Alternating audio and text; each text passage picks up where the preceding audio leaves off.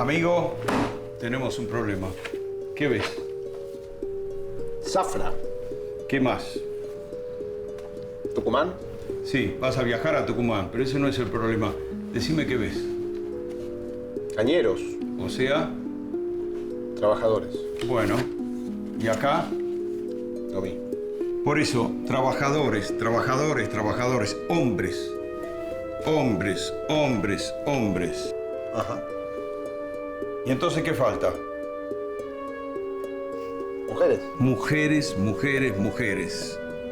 Norte, Tucumán, caña de azúcar, desempleo, explotación, miseria, CGT, Agustín P. Justo, radicalismo tucumano, gremios, socialistas, huelgas constantes, libertad de acción, trabajo femenino, obreras, amas de casa, agujas, trabajo invisible, jornadas extenuantes, salarios paupérrimos, prejuicios, tango, pobre costurerita, sindicalistas, huelgas, apoyo de sindicatos masculinos, leyes, pactos incumplidos, reyertas callejeras, disputa de clases, disputa de género, costureras en oposición, comunistas, católicas, lockout, ciudad invadida de obreras y obreros, policía, represión, a coser, costureras, sindicato de costureras tucumanas.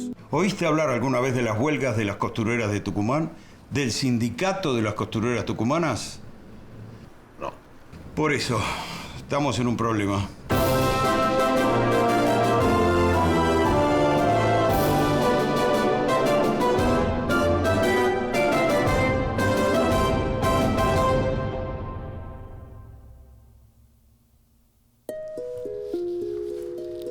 ¿Quién manda esto? Lee. Jorge. Lamentablemente no es mucho lo que puedo ayudarte. Es un tema que no trabajé nunca, dedicándome más a la cuestión de los obreros azucareros. Lo único que puedo recomendarte es que viajes a Tucumán. Antes de que sigas, prestame atención. Hay una persona clave en todo este asunto de las costureras. Tengo la sensación de que es una de las llaves para resolver todo este misterio. ¿Y cómo se llama esa persona? Carlos Aguilar. Pero ahora seguí, por favor. En cuanto a mí, tengo algunos recuerdos de testimonios orales y puedo acercarte datos de gente que podría darte una mano. En mi memoria tengo que la abuela de mi exmujer fue modista en esa época. Decían sus descendientes que costureras eran las que trabajaban por encargo para textiles embrionarias que les mandaban a sus casas la tela ya cortada para que ellas hicieran la tarea que restaba. Y que las modistas eran las que cosían para familias mayoritariamente pudientes, muchas de ellas vinculadas a la oligarquía azucarera. También decían que la mayoría de esas mujeres, tanto costureras como modistas, eran oriundas de Andalucía. A continuación te paso una lista de gente en Tucumán que podría llegar a saber algo del caso, aunque no te aseguro nada. Seguramente el lugar más indicado para investigar es el archivo del diario La Gaceta. Eso, La Gaceta, ahí seguro vas a encontrar notas. ¿Y vos mientras tanto? Encontraré algo que hacer. Se me ocurre una cosa. Averiguar por qué hay tan pocas fotos y nombres de mujeres cuando uno investiga la historia del sindicalismo argentino anterior a Eva Perón. ¿Era eso lo que ibas a decir? Palabra por palabra. Mujeres sindicalistas. ¿Graba? Graba. Mujeres sindicalistas, toma 1. Un breve resumen del lugar de la mujer en las luchas obreras. 1891. Primera huelga de las trabajadoras del servicio doméstico. Entre la última década del siglo XIX y comienzos del XX, comienza a hacerse manifiesta la presencia de mujeres en los círculos anarcosindicalistas. 1904. Aparecen los primeros folletos específicamente dirigidos a mujeres. En uno de ellos, titulado La voz de la mujer, se lee: ni Dios, ni patrón, ni marido. Ni Dios, ni patrón, ni marido. Ahí decían: las mujeres son el sector más explotado de la sociedad. Nosotras creemos que hoy en día no hay nadie en peor situación que las infortunadas mujeres. Las mujeres son doblemente apremiadas, por la sociedad burguesa y por los varones. 1916. Carolina Musili, modista afiliada al Partido Socialista, funda la revista Tribuna Femenina, dedicada a la divulgación de los derechos de la mujer. Musili se dedica a investigar las condiciones de trabajo y explotación de cigarreras, fosforeras, costureras, empleadas de comercio, vendedoras de tienda, empleadas fabriles y del servicio doméstico. En todos los ámbitos encuentra condiciones discriminatorias, inhumanas y abusivas. 1920. Revista Nuestra Causa, fundada por Alicia Moró de Justo y Elvira Rawson. Es una revista desde la cual las mujeres participan en el movimiento obrero. Nuestra Causa se ocupa de difundir los ideales y las reivindicaciones del creciente y fervoroso movimiento sindical. 1924. Julieta Lanteri sale segunda tras Alfredo Palacios en las elecciones a legisladora por la ciudad de Buenos Aires, por el Partido Feminista Nacional. Al entrevistarse con el presidente Alvear, le entrega un petitorio. Pará. ¿Está bien esto? ¿Cómo sale segunda si las mujeres no pueden votar? Y la habrán votado los hombres. Y sí, porque si no, qué raro. O sea, las mujeres no pueden votar, pero sí candidatearse. ¿Esto es así? Es así, es así. Creo que podrías consultar al profesor Zucker de Sociales de la UNT. Él puede darte un panorama general de esa época.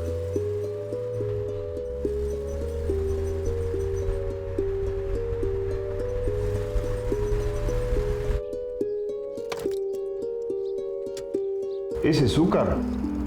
El profesor Zucker. La lucha de las trabajadoras, que también se conocía como el trabajo de cargazón, que le llamaban el trabajo a domicilio, posibilitó desde el año 1936 hasta el año 41 que se sancionara la ley del trabajo a domicilio y que esto posibilitó que en Tucumán se diera el ejemplo de ser la primera provincia que reglamentó, digamos, esa ley, la ley del trabajo a domicilio. No, pero usted sabe quiénes eran. No, la verdad, las líderes, nosotros tenemos conocimiento que eran militantes, muchas de ellas del Partido Socialista. Pero ¿cuál es la razón por la que no sabemos sus nombres? Es la cultura de la discriminación acerca del rol de la mujer, ¿no? Y del rol de la mujer en la historia del sindicalismo. Sí, fundamentalmente. Fíjense en ustedes que, por ejemplo, en el sindicato del vestido, en Tucumán, la participación de las mujeres era mínima e inclusive había digamos, dirigentes gremiales que buscaban la forma de impedir que la mujer participe en la vida diaria del gremio, ¿no? Cuando sabemos de que en la industria del vestido la mujer tiene un peso enorme en el trabajo de este tipo de industria, ¿no? ¿Le preguntaste por Aguilar? Bueno, Carlos Aguilar era un abogado que militaba en el nacionalismo católico. Adhirió al golpe del 43 y adhirió, digamos, a todas las corrientes que después formaron parte del movimiento peronista.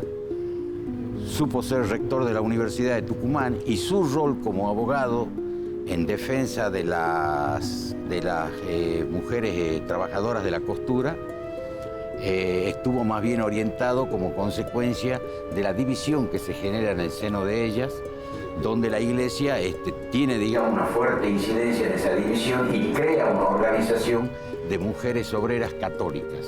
Entonces Aguilar, como provenía del catolicismo, actúa como abogado defensor de las mujeres del sector católico, diríamos, de este movimiento, ¿no? ¿Y a vos cómo te fue? ¿Por qué lo preguntas? ¿No te acordás? También está María Uribarri. Uribarri es socióloga. Vive también en Tucumán, pero la vas a encontrar en Buenos Aires. Ella hizo hace unos años una investigación. De todos modos, en su trabajo no vas a encontrar ningún nombre. Le pregunté primero por qué el sindicalismo escribió tan poco su propia historia. Han hecho una historia más bien institucional, digamos, la experiencia de los trabajadores y más siendo trabajadores del interior y más siendo mujeres, digamos.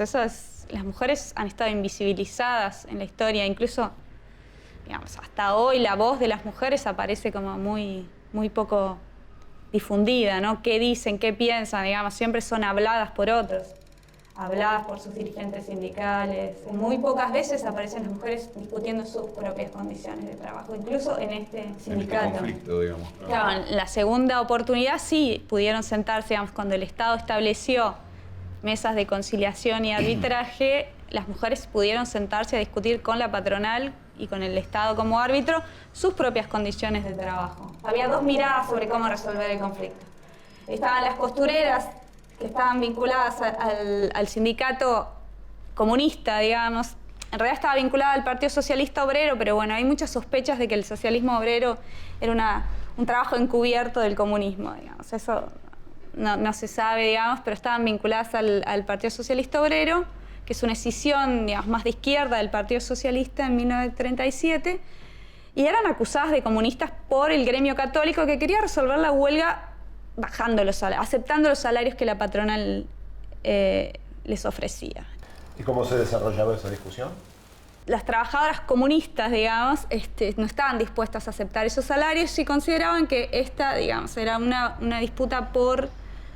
Era una disputa contra la explotación, era claramente lucha de clases para ellas, ¿no? Para nosotros era una cuestión de que ellas trabajaban para ganar un sustento, para mantener su casa, que eran madres desesperadas, que estaban muy angustiadas, digamos, tenían otro discurso de clase. Y así se generaba violencia entre los dos grupos. Como por ejemplo, Cuando algunas costureras iban a dejar sus trabajos a la patronal, eran atacadas, denunciaban que eran atacadas por las costureras comunistas que les quitaban sus encargos y no podían entonces entregarlos a los registros para cobrar, ¿no? Seguí con la carta, por favor. Ok, voy. También está Esteban Piliponsky.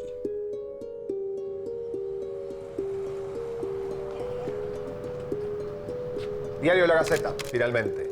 Me recibió Piliponsky. ¿Quién? Esteban Piliponsky.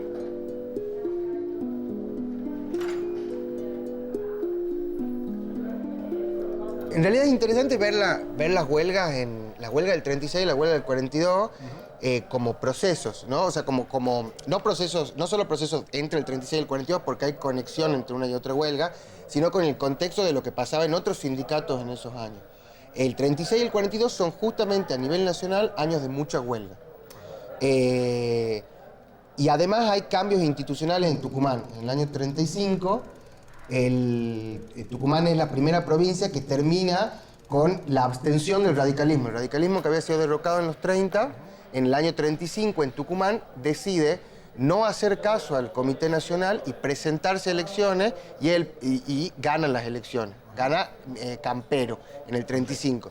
Y eso cambia un poco porque existe cierto diálogo con los obreros, ¿no? Entonces uno podría preguntarse, ¿las huelgas son porque los obreros están mal y entonces se hacen huelga o porque justamente sienten que están un poco mejor y tienen la capacidad para hacer huelga? Bueno, sin que en general acá hay una combinación. Lo que me explicaba Piliponsky es que en ese momento nace el germen de la burocracia sindical, lo cual explica también por qué no trascendieron las costureras tucumanas en el tiempo. ¿Cómo sería eso? Algunos síntomas ya en los años 30 se forma claramente lo que se conoce como la burocracia sindical. O sea, ¿qué quiere decir? Hay un sector del movimiento obrero que depende, sus condiciones de vida dependen no de ser trabajadores, sino de ser sindicalistas. No necesariamente están en contra de los obreros. Eso quizá pase años después, con lo que se llama sindicalismo de mercado. Pero en este momento están, digamos, pueden ir para el mismo lado, pero no ganan necesariamente cuando el obrero gana, sino que ganan cuando ellos pueden mantener su lugar de estatus. Está más relacionado con el poder que con el lugar de lucha. Tienen un doble vínculo entre que pertenecen a los trabajadores, pero al mismo tiempo necesitan del Estado. Y en ese contexto, en general, va a volver a imponerse la figura masculina, y la figura masculina va a tapar, por lo menos hasta los 60, digamos, la figura de la mujer en los sindicatos. ¿Eso es todo de Tucumán? Otras personas a las que deberías contactar son Alejandra Landaburu y Norma Ben Altabef, ambas historiadoras. Hace ya varios años hicieron un extenso trabajo sobre las huelgas de las costureras tucumanas. Para esto entrevistaron a 2 dirigentes de las huelgas. Realmente no creo que haya demasiadas personas que hayan tenido contacto con las protagonistas de esa historia.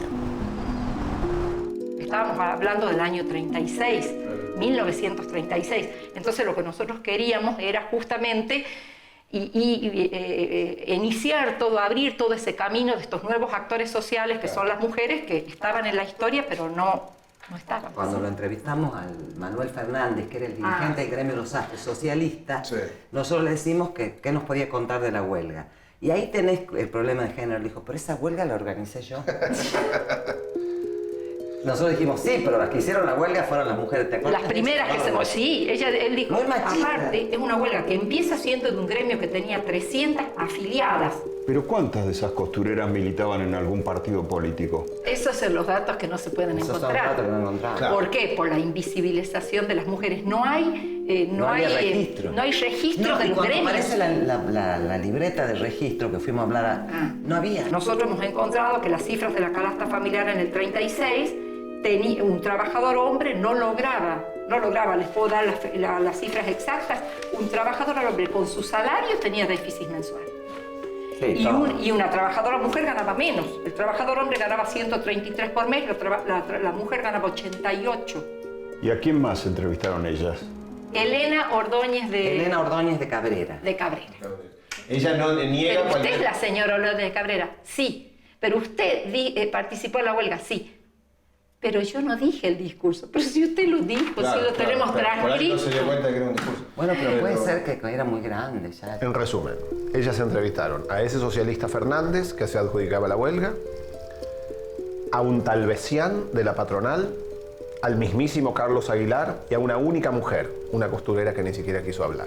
Digo, si el problema de la invisibilización, sus 4 puntos cardinales no podían ser más claros, ¿viste? Es una cosa que... Totalmente. ¿Y qué diferencia la huelga del 42 con la del 36? Aquí aparecen las costureras católicas.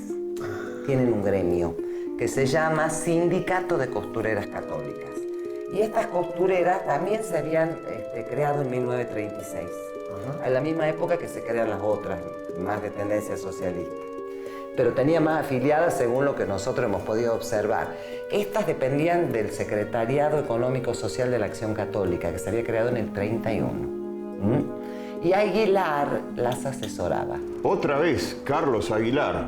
Aquí dice, el sindicato socialista repudia a Aguilar... Y ¿En qué año me estás hablando? Del año 42. Ajá. Dice, repudia a Aguilar, lo considera enemigo del gremio, porque prometiendo policlínico, partera y médico, trata de desactivar la medida de fuerza y de dividir a los trabajadores. Controvertido este Aguilar. ¿Qué más sabes de él? Costureras, Carlos Aguilar. ¿Estás? Graba. En 1941, el Congreso de la Nación sanciona la Ley de Trabajo a Domicilio, que introduce mejoras en los derechos de los trabajadores. Tucumán es la primera provincia en reglamentarla. Tiene, en el gremio de las costureras, un gran número de obreras que trabajan desde sus casas. El primer paso para aplicar la ley consiste en conformar las comisiones de salarios. Esto es boicoteado una y otra vez por los patrones, que se niegan a cumplir con sus nuevas exigencias. Así comienzan los conflictos. A la puja salarial le siguen una serie de despidos masivos, que son denunciados por el sindicato obrero como una persecución contra sus afiliados. Ante la dureza de los patrones comienza en 1942 la huelga de las costureras. La lucha termina con mejoras en el salario y en las condiciones laborales, pero se sabe muy poco de las mujeres que la protagonizan. Sin embargo, unos años después, surge una figura central en el gremio de las costureras, un hombre en un gremio de mujeres, Carlos Aguilar.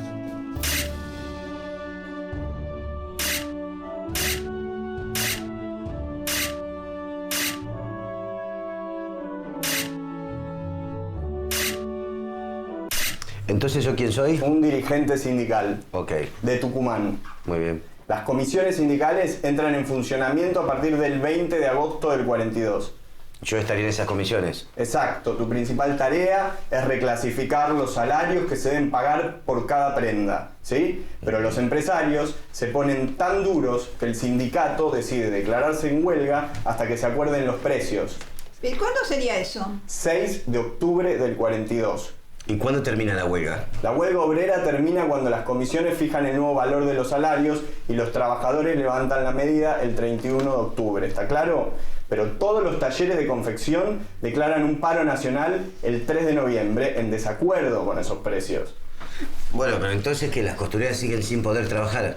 Claro, este paro patronal dura 2 meses más hasta fines de 1942. Durante ese tiempo hay una presencia sostenida de las mujeres en las calles y dicen que hasta intentan impedir que algunas compañeras sigan produciendo. ¿Y cuándo se reanuda el trabajo? Ahí entras vos. ¿Yo? No, yo. Vos. A fines del 42 las fuerzas obreras estaban muy debilitadas. Hasta el gobernador de la provincia interviene personalmente y se llega a un acuerdo para negociar las tarifas y volver al trabajo.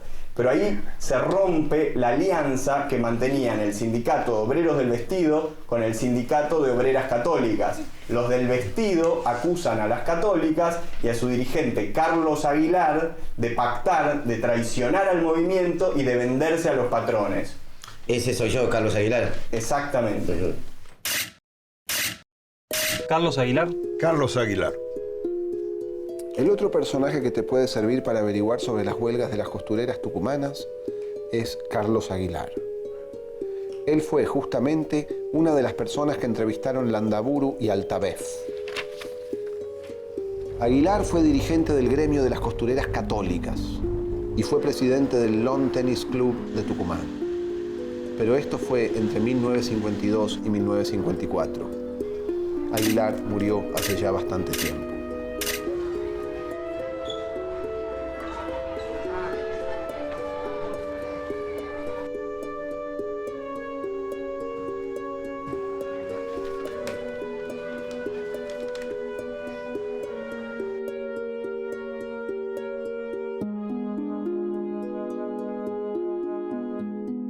Pero ¿acaso sea más provechoso hablar con alguien que haya podido ver más de cerca las huelgas de las costureras de Tucumán? Digo, el punto es que aparte de ser sindicalistas eran mujeres, ¿no? Pues bien, ahí la tenés. Aide Herrera. Aide es modista, tiene 80 años, vive en Tucumán.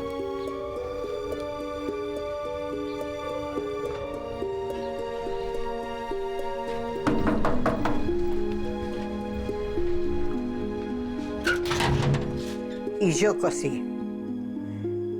Yo me dedicaba a la costura.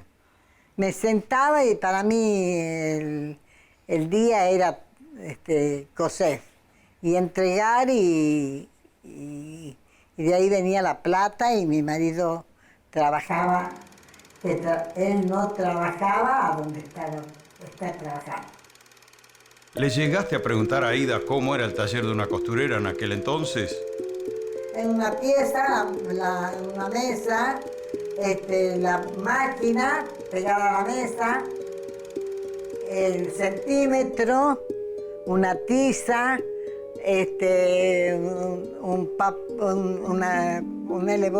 la gaceta, tomarle la medida a la clienta y hacía los moldes y le cortaba, le cosía. ¿De qué hora a qué hora? Y bueno, eso ya no tenía horario. Yo si le tenía que entregar en el día le entregaba. ¿Se ha quedado una noche entera cosiendo? Sí, señor. Pero como te decía, lo más seguro es ir a la Gaceta. No me preguntes cómo entrar a los archivos, porque realmente no lo sé. Y no menciones mi nombre. Firmado, David. ¿Vas a decir quién escribió la carta? Soy periodista, no te voy a revelar mis fuentes.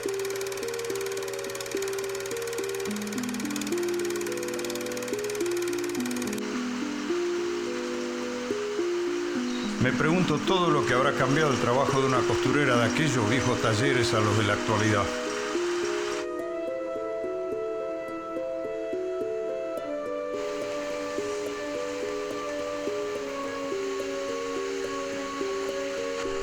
La historia extraordinariamente singular, digamos, de que se creara tan tempranamente un sindicato de costureras en Tucumán, remite al año 1935, que es un año en que se disparan las luchas sindicales, las protestas, los reclamos y las organizaciones, y particularmente en Tucumán porque es el año en que asume un gobernador radical que reprime menos las acciones sindicales.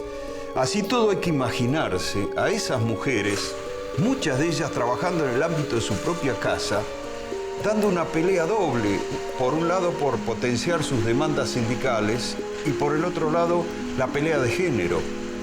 Y con todo lo que consiguieron, llevaría muchísimos años después lograrlo, pero por otro lado, pasado ese tiempo, fue un logro inestable, al punto que hoy, para nosotros fue el capítulo en el que más nos costó conseguir testimonios. El logro del Sindicato de Costureras de Tucumán fue un logro realmente tan incierto que todavía hoy nos preguntamos qué pasó.